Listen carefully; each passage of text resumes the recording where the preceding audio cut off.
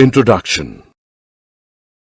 The management of natural resources to meet people's requirements has been practiced since the pre-Vedic era. Farmers were ranked high in the social system, and village management was in their hands. In order to manage land, water, and vegetation, technical knowledge suitable to the specific conditions of a region was required. They gained this knowledge and developed skill through experience and learning by doing. Overexploitation of natural resources by growing population resulted in various severe problems. Destruction of vegetation has resulted in land degradation, denudation, soil erosion, landslides, floods, drought, and unbalanced ecosystems. A balanced ecosystem is an urgent need. Environmentally aware consumers are producing less waste by practicing the 3 R's: reduce, reuse, and recycle.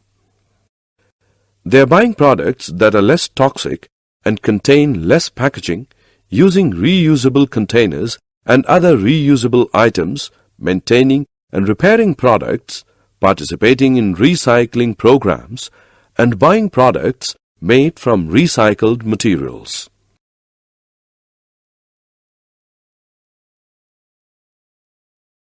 Objectives. At the end of this lesson, you'll be able to express the necessity of resources, explain the distribution of forests, wildlife, and their sustainable management, describe the method of rainwater harvesting, identify the importance of fossil fuels like coal and petroleum.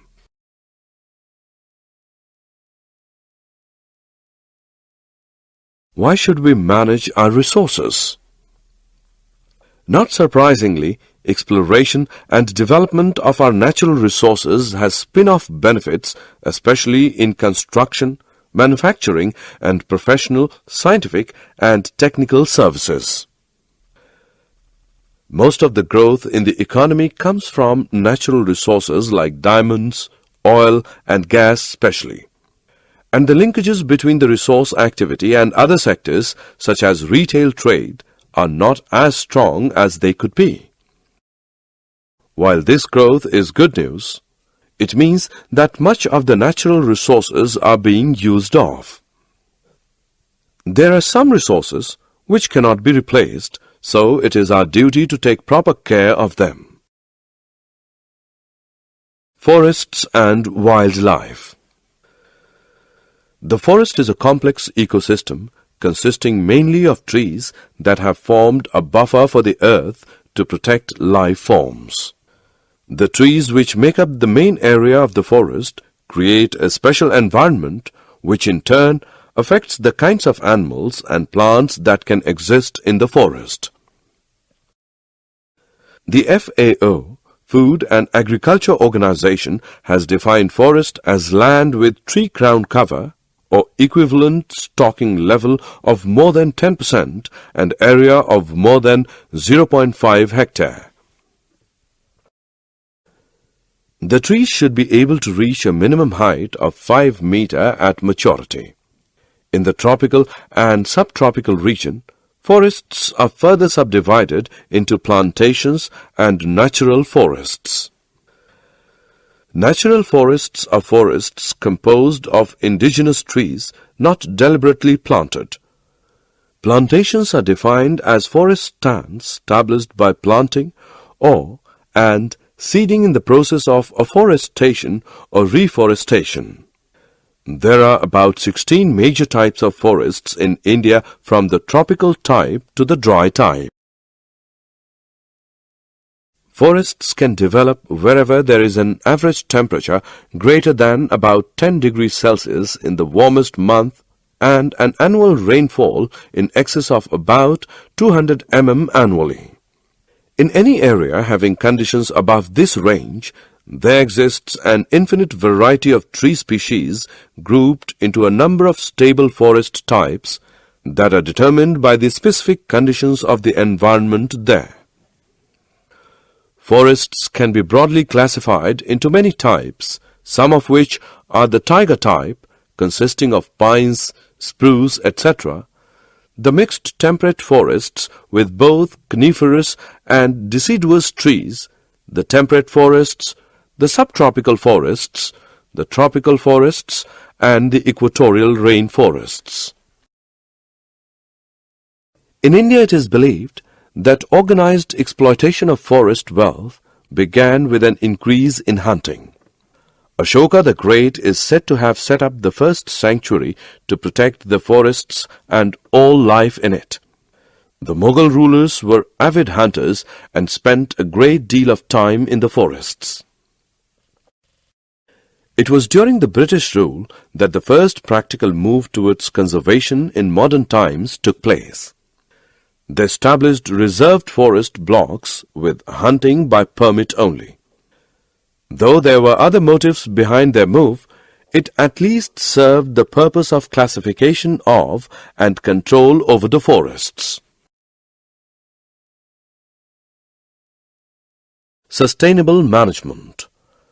Forests are rich and complex ecosystems which support biodiversity, provide valuable ecological services, and have considerable potential for tourism. In particular, millions of poor people depend on forest ecosystems for food, water, fuel, fiber, and both timber and non-timber products, indeed for their very survival. To achieve sustainability, there must be a rethinking of what we consider a basic need. It is common in our society to say that we need a given resource, but how much of it do we really need to use? Also, how do we decide what the basic needs of our ecosystem and the organisms living within it are?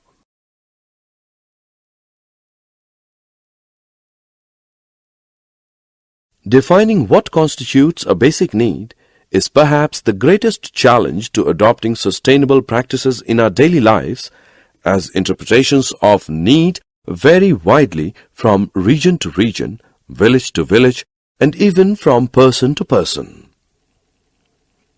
While ecologists are usually averse to putting a price on what is considered invaluable, the people argue convincingly that by not considering the economic benefits of forests, their conservation status is actually undermined because their diverse economic contributions remain largely unrecognized or undervalued. Water. Water, as we all know, is one of the basic necessities of all life forms. We all know that it is the greatest gift of God to us. Water is naturally replenished by precipitation and naturally lost through discharge to the oceans, evaporation, and subsurface seepage. Although the only natural input to any surface water system is precipitation within its watershed, the total quantity of water in that system at any given time is also dependent on many other factors. These factors include storage capacity in lakes, wetlands, and artificial reservoirs, the permeability of the soil beneath these storage bodies, the runoff characteristics of the land in the watershed, the timing of the precipitation, and local evaporation rates. All of these factors also affect the proportions of water lost through discharge to the oceans, evaporation, and subsurface seepage. Human activities can have a large impact on these factors. Humans often increase storage capacity by constructing reservoirs and decrease it by draining wetlands. Humans often increase runoff quantities and velocities by paving areas and channelizing stream flow. Rainwater harvesting. Over the years, rising populations, growing industrialization, and expanding agriculture have pushed up the demand for water. Efforts have been made to collect water by building dams and reservoirs and digging wells. Some countries have also tried to recycle and desalinate water. Water conservation has become the need of the day. The idea of groundwater recharging by harvesting rainwater is gaining importance in many cities.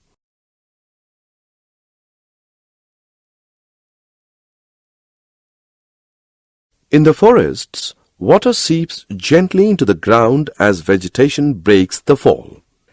This groundwater in turn feeds wells, lakes and rivers. Protecting forests means protecting water catchments. In ancient India, people believed that forests were the mothers of rivers and worshipped the sources of these water bodies. This has become a very popular method of conserving water, especially in the urban areas. Rainwater harvesting essentially means collecting rainwater on the roofs of building and storing it underground for later use. Not only does this recharging arrest groundwater depletion, it also raises the declining water table and can help augment water supply. Rainwater harvesting and artificial recharging are becoming very important issues. It is essential to stop the decline in groundwater levels, arrest seawater ingress, that is, prevent seawater from moving landward, and conserve surface water runoff during the rainy season.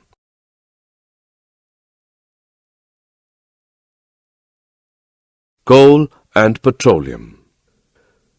Coal is by far the most abundant fossil fuel on Earth. It is essentially carbon and is mainly used as combustion fuel. The large-scale use of coal began with the Industrial Revolution in the 19th century. As the number of industries increased, demand for more sources of energy grew. Coal is the product of plants, mainly trees that died tens or hundreds of millions of years ago. Due to waterlogging in low-lying swampy areas or in slowly sinking lagoons, dead trees and plants did not decompose as they normally would. The dead plant matter was covered with water and protected from the oxidizing effect of air. The action of certain bacteria released the oxygen and hydrogen, making the residue richer and richer in carbon. Thick layers of this carbon-rich substance, called peat, built up over thousands of years. As more material accumulated above the peat, the water was squeezed out, leaving just carbon-rich plant remains. Pressure and temperature further compressed the material. This aided the process of producing coal as more gases were forced out, and the proportion of carbon continued to increase. The carbon slowly metamorphosed into coal over millions of years. Petroleum is found in porous rock formations in the upper strata of some areas of the Earth's crust. Known reserves of petroleum are typically estimated at around 1.2 trillion barrels, with at least one estimate as high as 3.74 trillion barrels. Consumption is currently around 84 million barrels per day or 31 billion barrels per year. Because of reservoir engineering difficulties, recoverable oil reserves are significantly less than total oil in place. At current consumption levels, current known reserves would be gone in about 32 years, around 2039. However, this ignores any new discoveries, changes in demand, better technology, population growth, industrialization of third world countries, and other factors.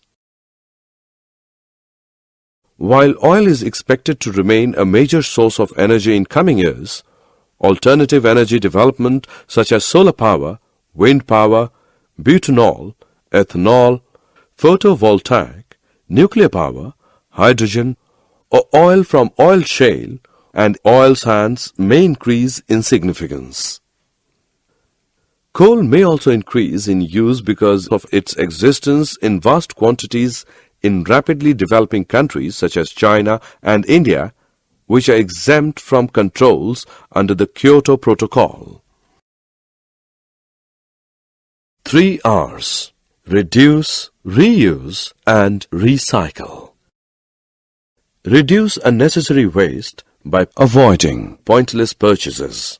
Items that are rarely get used can be borrowed or shared with others.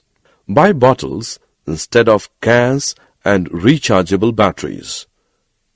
Reuse items that you would normally consider as rubbish because sometimes it could be used for other purposes. Instead of throwing items away, reduce waste by using them for other purposes.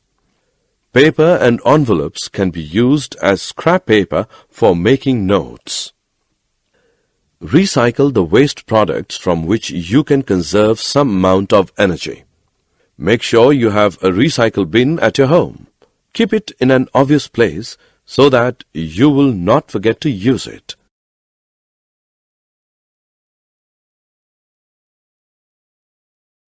Summary. Let us summarize what we have learned. Most of the growth in the economy comes from natural resources like coal, oil, and gas especially. The forest is a complex ecosystem consisting mainly of trees that have formed a buffer for the earth to protect life forms. The FAO, Food and Agriculture Organization, has defined forest as land with tree crown cover or equivalent stocking level of more than 10% and area of more than 0.5 hectare. In the tropical and subtropical region, forests are further subdivided into plantations and natural forests.